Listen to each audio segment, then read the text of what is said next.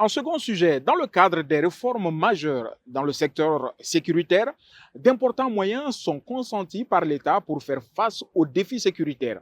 Après les vagues de recrutement massif et la formation du personnel, l'État s'est doté d'infrastructures adaptées et équipées en conséquence. Des brigades territoriales et des commissariats de police construits notamment à Sénou, Tabakoro, Kinya, Djema, Kai, Bougouni, Ouelessebougou ainsi qu'à Kadjolo. Voyons tout cela avec notre expert maison, Abdoulaye Sakou. L'amélioration de la sécurité au Mali demeure la priorité numéro 1 des autorités de la transition. Au quotidien, des actions et initiatives sont multipliées en vue de renforcer le maillage territorial et les capacités opérationnelles des unités. Pas de répit donc au ministère de la Sécurité et de la Protection civile qui s'emploie à la mise en œuvre d'importants projets majeurs.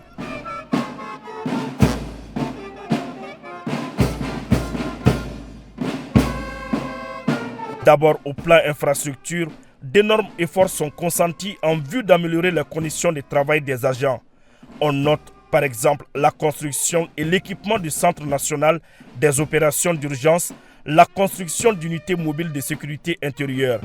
À cela s'ajoutent des brigades territoriales et de commissariats de police construits notamment à Sénou, à Tabakoro, à Kinya, à Djema, à Kai, à Bougouni, à Ouelessebougou, à Kadjolo. La liste est longue.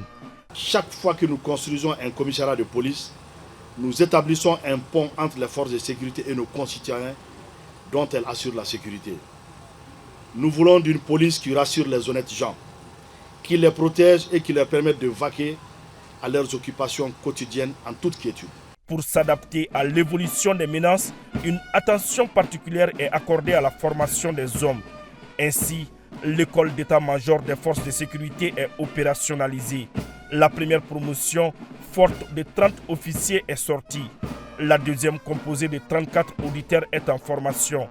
De plus, 700 éléments de la police et de la protection civile sont formés et déployés dans les différentes unités opérationnelles. Une nouvelle vague de 1500 recrues est en formation dans les centres d'instruction des FAMA. Ce n'est pas tout. Des formations militaires classiques ont concerné plus de 500 stagiaires sapeurs-pompiers pour le certificat d'aptitude technique et 400 stagiaires de la police nationale au certificat interarmes.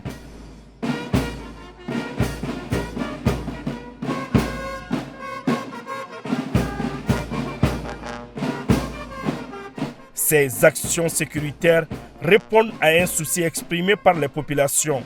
Et le ministre en charge de la sécurité et de la protection civile ne cesse de multiplier les appels à l'endroit de ces hommes à développer une complicité avec la population pour la réussite des missions qui leur sont assignées.